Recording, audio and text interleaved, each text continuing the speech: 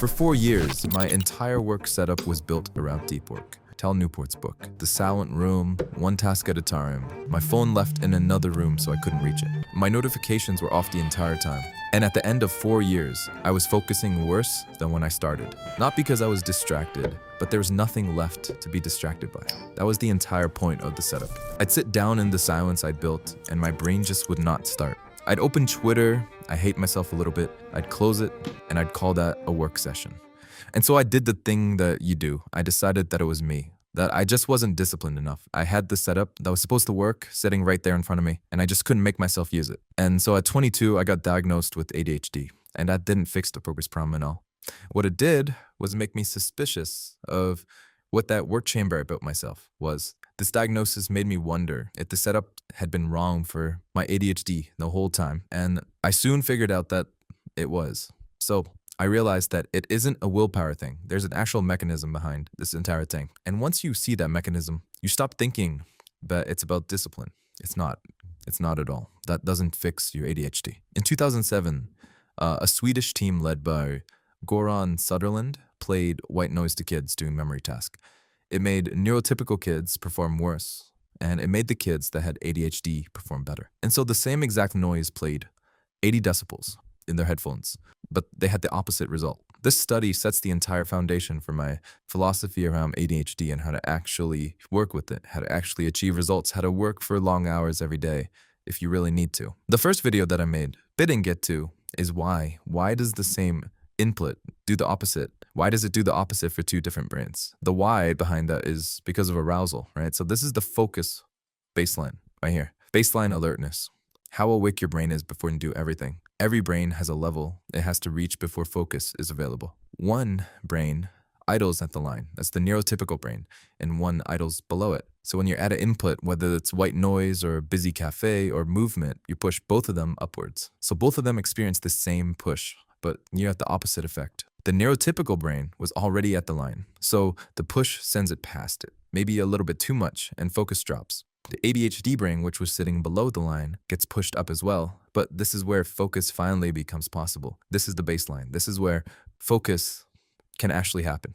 And this is a model. The behavioral results have held up across independent labs since 2007. And the arousal explanation is well supported, but it's still a theory. And most of the testing used sound. I'm not gonna sell it harder than that. The behavioral fact is enough to act on. Your silence is the thing that makes your focus worse. The question was never whether to add the input back in, it's which input and where do you put it. So what does the right answer actually replace? The industry sells focus as a state. So you clear the desk, you silence your room, you do your morning routine, and then you get into the zone. That's when you're allowed to actually do the work. That's when you can get into a focused deep work state. But for me, I don't do any of that now. There is no state that I get into. There's a sequence I run because feeling ready was never going to arrive on its own. That's what I figured out with ADHD. So I stopped trying to get into the state before I was allowed to work. And now I just open the work, I turn on the input, and I start before I even feel ready. Focus shows up around 10 minutes in. Some people it's 20 minutes, some people it's 30 minutes. And that's why the traditional Pomodoro 25-minute, 5-minute rest doesn't work for people with ADHD. It shows up 10 minutes in,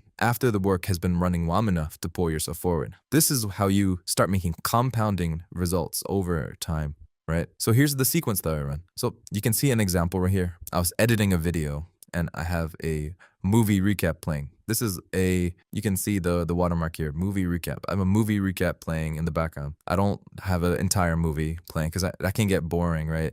The pacing is a little bit too slow sometimes. So I'll search on YouTube, literally, movie recap. Sometimes it's a book recap or it's a long YouTube documentary. And I have that playing in the background. I just exit out of my browser and have it playing in the pop-up window. And so this is the sequence that I actually run when I sit down to work. In order for it to happen. I figured this out over years and years because I felt so guilty for trying to do this before because the deep work space, the Huberman guys, these deep work focus guys, they would always tell me, discipline, you have to do your morning routine every day, etc. Right? But no, that's not how it works for me or most people with ADHD. So the first move is open the work before anything else. Before I check anything, before I decide whether I'm in the mood, the gap between sitting down and the work being open is the most dangerous moment in the session. If you sit down, and you don't want to work, or you feel like you can take a break, you can go do something else, then you're probably not going to get to that work for a few hours, right? You need to close that gap, and then a large part of the problem is already gone. You can actually do your work now. The first thing is open the work, whether that's a research document, a video you have to edit, some marketing task, anything. Just open the work first. Then I start on the easiest piece, not the important one, the easiest one. Right? The easiest one to you. You can start editing a video in the middle of the video. You start doing it at the end, as long as it's easiest, because you need to build momentum. The part with the lowest cost to begin, because the job of the first 5 minutes is not progress, it's motion. Something has to move before anything good happens. And then after that, I usually put on a film recap. It's a small window at the corner of the screen, and the work takes the rest. The sound is low, but it's pretty low. It's like probably less than 20%, maybe around 20. But I'm not watching it. I'm only aware that every minute or so, my eyes flick to the corner for like 2 seconds and then I come back. But it's just because it's interesting. And then I get locked back into my work. I want to be straight about what this is. Söderlund's research is about sound. That video in the corner that I watch is taking a finding about audio and betting it carries over to video. Because in my own experience, it clearly does. It's not a peer-reviewed study. It is my personal setup that works for me. And you should know that this might not work for you. Maybe a podcast will work better for you. Maybe, I don't know,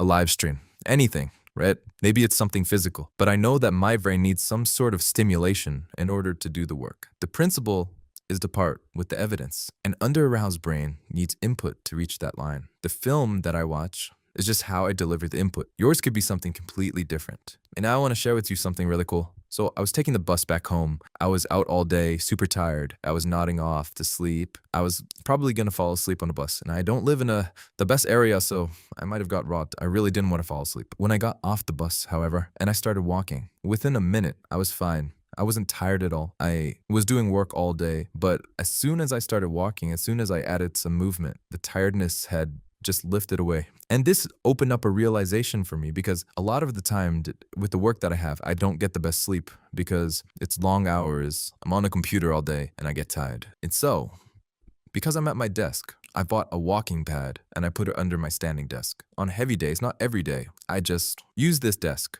And I stacked it on top with the film recap. And you don't need to go super fast. I just went slow enough that I wasn't exercised. I was still getting steps, and I was getting maybe 20 to 30,000 steps a day. And it kept me from falling asleep at my desk. I wasn't literally going to fall asleep on my desk, but I probably would have got up, taken a nap, went and do something, and I would have wasted hours because I couldn't get back to the task at hand. Also, this researching and Mark, he ran a series of studies on children with ADHD during memory tasks, and they found that movement and fidgeting and the restlessness climbed at the exact moments where the task demanded the most. So yeah, movement is tied to the focus. It wasn't that my brain is failing to sit still. The working explanation is that it pushes arousal up toward the line. If you spent years forcing yourself to sit in dead silence to concentrate, and you still couldn't focus, then maybe doing the opposite is something that could actually help you. One rule is to match the input to the channel the work leaves open. Editing is visual. My eyes and the visual part of my brain are occupied, so the spare input sits in the corner of my vision. It's close, but it's not in the way. For mopping or vacuuming, I listen to a podcast because my vision is wide open. My ears are mapping, both ears full attention. And then for writing, I won't listen to a podcast because writing and listening both run on languages. I'm listening to English, right? There's only one language channel. I can't write and listen to podcasts at the same time because writing is creative. It's something that I am formulating my own thoughts. If I was taking notes, then yes. If I'm creatively writing, it's the same thing. So I'm not trying to make them collide. The input has to land somewhere where the work isn't already standing. So once I have work open, corner video, and movement, then I work in one block and I let the block in on its own. I don't have a timer. A timer builds a wall at 25 minutes, at 30 minutes, at 90 minutes. And an ADHD brain will spend the back half of every session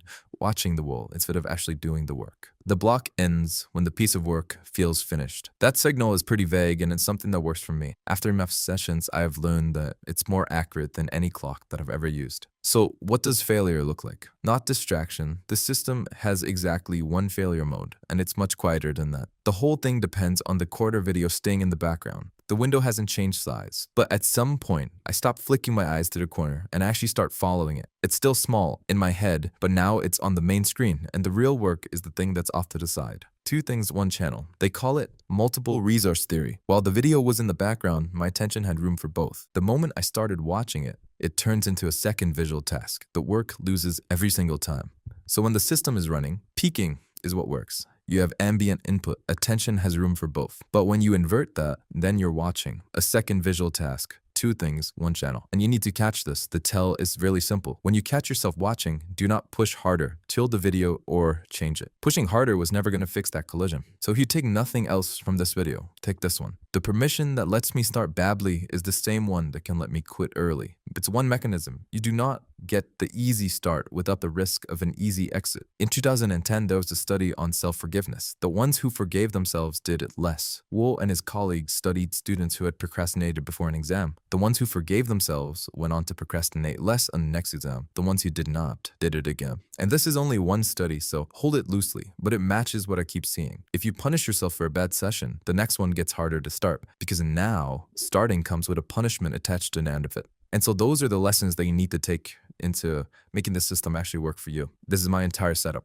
I have a film playing in the corner. I have the work playing underneath of it. And I start before any part of me actually wants to. And if I have a bad start, then I understand that it only gets better, that I'm going to enjoy this more as I get better. And I'm not going to punish myself for it. And so this is the part, a productivity channel that tell you to fix. Listen to the noise. Allow yourself to have these micro distractions. You don't always need to be in the state of deep work to succeed. And you should stop blaming yourself if you're not disciplined. Because the discipline in the work happens over time. And your ability to stop blaming yourself for this also happens over time. So stay tuned for more. I'll see you on the next one. Peace out.